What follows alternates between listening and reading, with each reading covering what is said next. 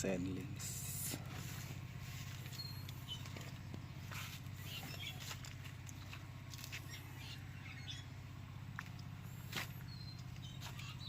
Ito yun na iba. Ayun, basa pa pala. Ito yung sign ng ano, ang naiinita na sila, yung dahon nag-curl up.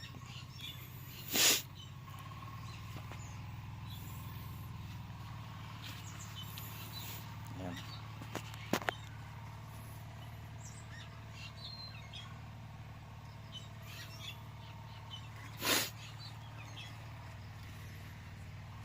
Ito yung sana natin mababa yung mga ano dito.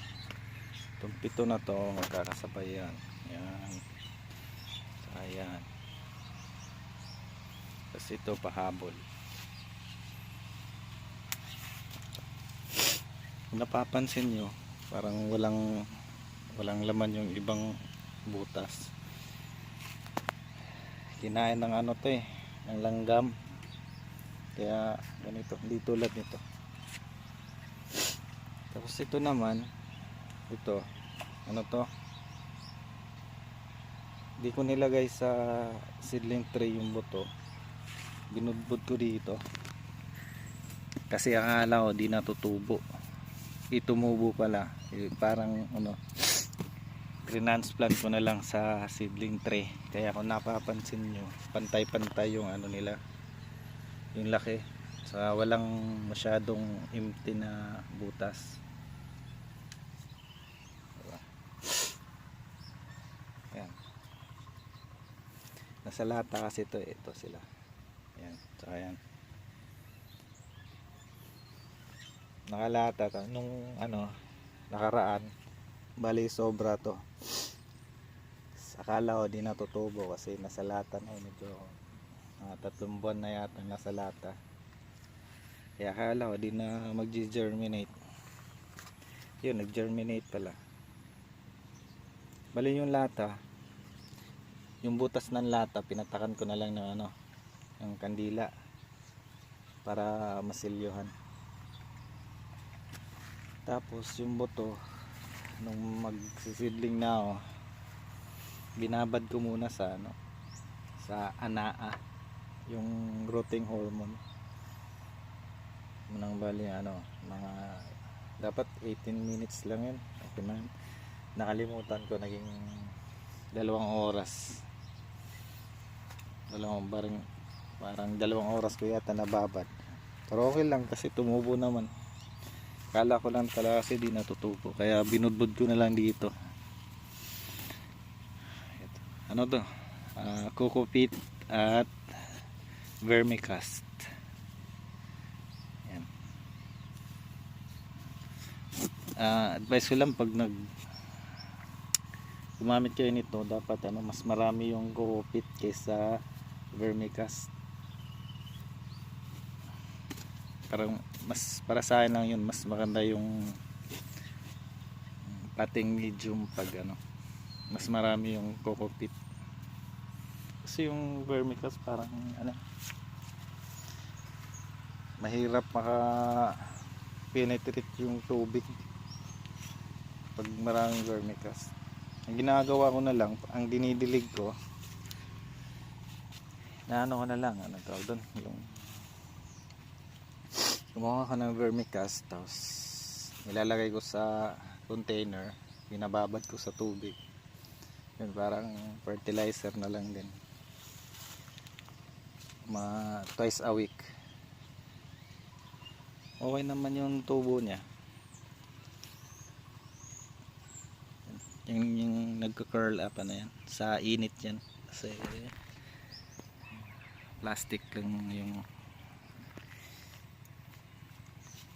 Mas maganda kasi pag bata pa yung seedling, nabibilad na,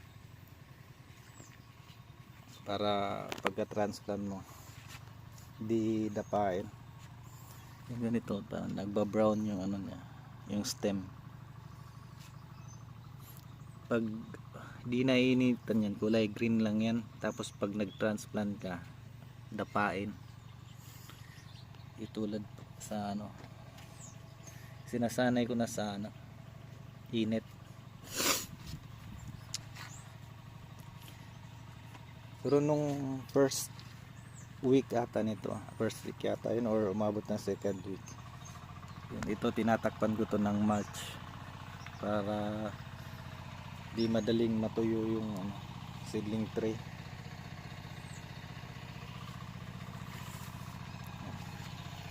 Kasi ito yung pagtatamnan namin ito.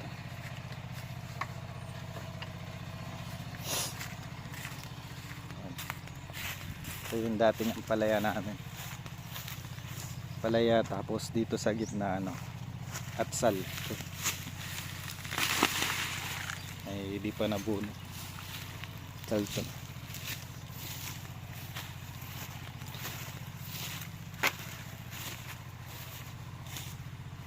Yan, survivor tong ampalaya na to, kasi nung tinanim to, yun yung bagyong Christine.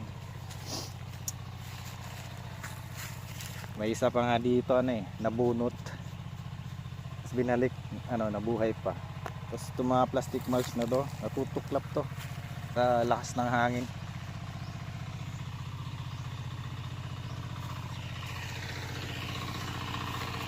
I-tiller na ni Papa yung ano, magtatamna na atsal.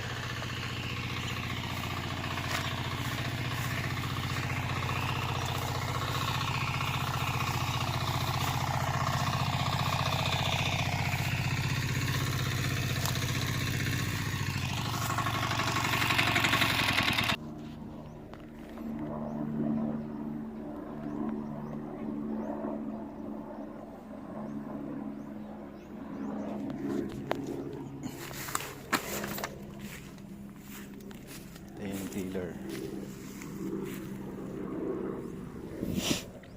Ito namin tatanim yung atsal dito.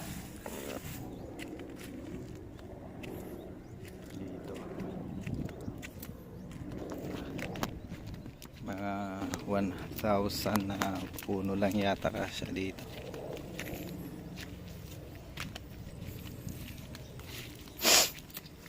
Yung ano niya, yung plat pag ganun pababa, para di mahirap pag pag nagdilig. Kasi itong irrigation na to, pag nagdilig lalagyan ng tubig, tapos pag nag-apuno na rin, ganung method lang din, drenching. Tapos yung pinakita ko nung nakaraang video, ganun yung style ng pag-apuno dito.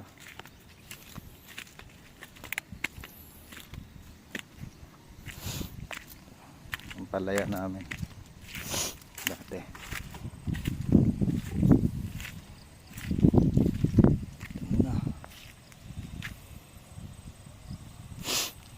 Survivors ng ano, bagyong Christine.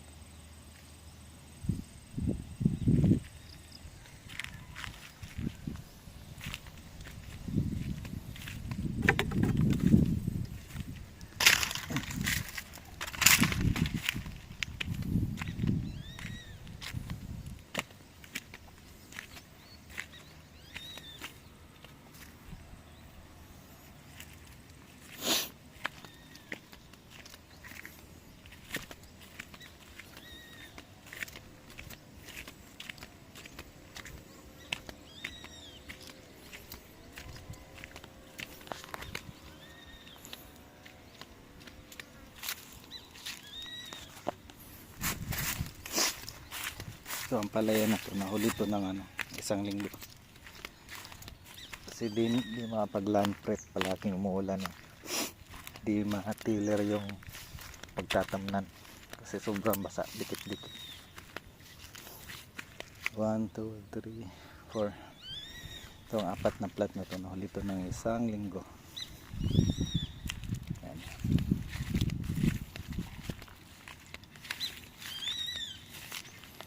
Galaxy Max F1.